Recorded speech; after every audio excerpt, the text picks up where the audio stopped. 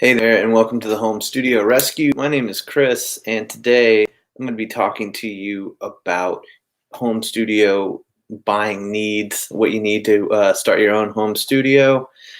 Um, and so let's see right here. I'm also going to be answering some questions that I got in my chat. My mic's falling over. And let's see. So I'll just get into it right off the bat. So what to buy and why. So I got a list of about 8 things. I've made a video on this before. It's called my home studio buyer's guide checklist, but I'm just going to go over that and talk a little bit about what you need to think about when you are purchasing your home studio equipment. And the first thing is it's going to start with a computer, and you need to decide if you're going to do a Mac or a PC. And really, that's just dependent upon if you're just going to be a home studio user or if you're going to try to work in a commercial space, like a commercial studio.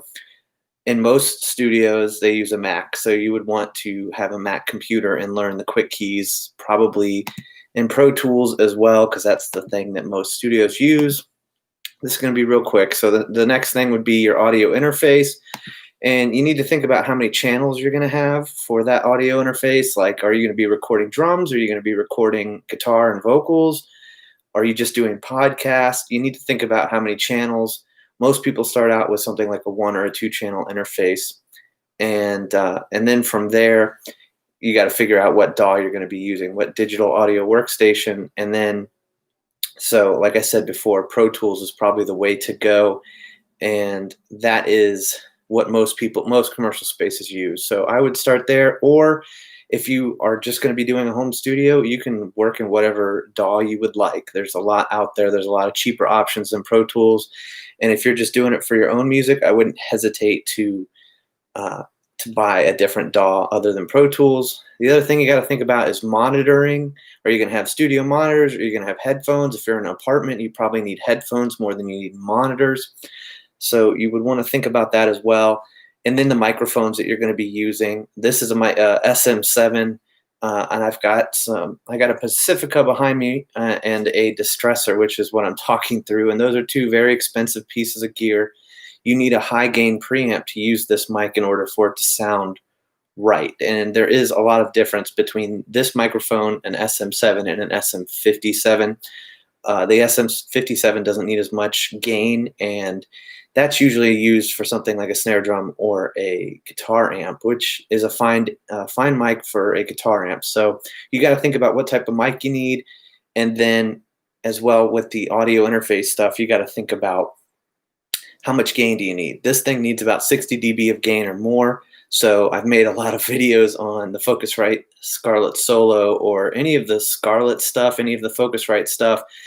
They only have about 56 dB of gain, so this is not the mic to buy if you're going to buy that interface. So that's something you should think about before you start buying your audio interface is how much gain do I need for a microphone, and then go from there. If you're never going to buy something like this, then you could probably get away with the Scarlett Solo if you're just going to use a condenser mic or a 57, or there's a lot of options out there. But if you need something that has a lot of gain, then this mic, or if you need something that needs a lot of gain, then the Motu M2, that's about $160 or something like that. That has more than enough gain. That looks like a pretty nice interface. And then you're talking about stuff like the Audio Dent. There's like a 2 channel there. And then the Apollo, that's another thing. Something like the Apollo, if you actually needed like compression and stuff like that, they have plugins that come with it where you can compress your voice. And that can be very helpful if you're tracking vocals. So, you need microphones. You got to figure out what those mics are and how much gain you need to power those. And then also you need a mic cable, a mic stand. And then for me, I have a 2 terabyte hard drive, and I save all of my music onto that. I don't save any of it onto the computer. It'll lighten the load of the computer and make it last longer. So you're not using your hard drive space. Like this Mac only has 250 gigs of hard drive. So the 2 terabyte drives help. And I actually have a couple other drives as well, but you can get like a 2 terabyte drive now for $100. When I started, 500 gigs was like $200. So anyway, let's see. So if you guys have any questions or comments, I'm here just to chat with you guys. And And if not, I'm just going to keep talking for a little bit. I did get a question. Let's see. I got a question from Yusuf. He was asking about which interface he should buy, an AudioDent i14 or a Scarlett 212. And he was saying that he is going to be recording guitar, and he's also going to be doing potentially a podcast at some point. Right now he has a USB microphone, a condenser mic. And so the question there is, should he have more channels? Like, does he need to get like a 2-channel interface, and then he's going to have to start buying microphones? Because the USB mic, I don't think you can use that with any of those interfaces. You need an XLR input. You need a mic cable, a mic stand, all that stuff. And so the things you got to start thinking about is what type of mics you're going to buy, how much gain you need. And then from there, it's just finding the right mic and your price range as well. And so there's a couple of interfaces. I've also listed in the description my home studio buyer's guide. That has a couple of ideas. Once this video is complete, I will also put in my guide for buying like a 2-channel interface. It's pretty simple. There's an AudioDent 2-channel. I know he's thinking about going with the 1-channel. There's also the Focusrite Scarlett 2i2. You could even get their bundle that comes with a mic and headphones for $269. That's a pretty good deal. But those two will work. Like I said with the Focusrite, their whole series of the Scarlett, that stuff, you know, I kind of have a motto of either you buy nice or you buy twice. And so if you buy the Scarlett, and then eventually you'll probably want to upgrade that. And so if you can, I think if you start with something like the Motu, I know that wasn't an that wasn't an option for him, but if you start with the Motu M2, it's got 2 channels, high gain. So if you ever buy an SM7 or an RE20 or any kind of like broadcast microphone, it should have more than enough. You could also, if you had a nice budget, you could go for the Apollo or an Aero from Universal Audio, so you could get some compression and some nice plugins going as well. There's a lot of options. You can also use reverb in real time with those. And so you don't have to even put it into Pro Tools or into your DAW. You can just record with that stuff strapped onto it like I am right now. So almost like you're using hardware. So that's pretty cool. So you have to think about what kind of mic you need, how many mics you need. If you're going to do a podcast, you're going to probably need 2 mics at least. And you want to figure out what those mics look like. A lot of people use this mic that I'm using right now. You don't have to do that. You could get away with condenser mics, much cheaper condenser mics, probably even like a $100 Audio-Technica 2020. That's a pretty good mic. There's a Samson CO1 for like $80. Any one of those will get you started. So doesn't seem like there's any questions right now. I do have another somebody watching right now, so I appreciate that.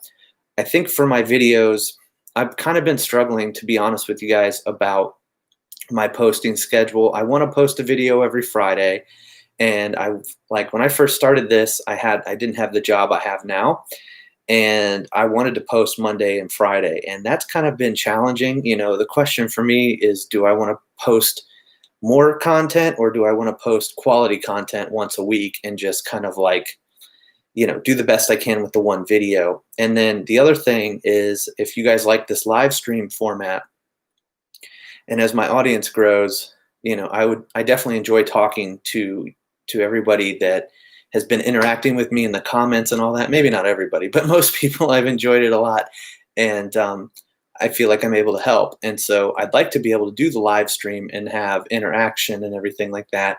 And maybe take some of the questions that I'm given in the comments, like I just did with Yusuf, and talk a little bit more in depth. And if they're in the chat, then we can go back and forth and have a conversation in real time. And that's kind of what I want to do with this channel. I want to be a resource for you guys. I want to take the knowledge I do have about recording and about gear and all that stuff, and take that and help you guys save money, hopefully, and do the best you can with your recording and get the stuff you truly need, and not just be having to deal with all these. I want to cut through the noise of people saying you need a mic like this, that you need a $300 or $400 mic, or you need a $500 mic or a $500 interface. It's all about your budget and what your needs are. And you can go above and beyond if you have the money and get things like that you want, or going into higher like end gear. There's nothing wrong with that.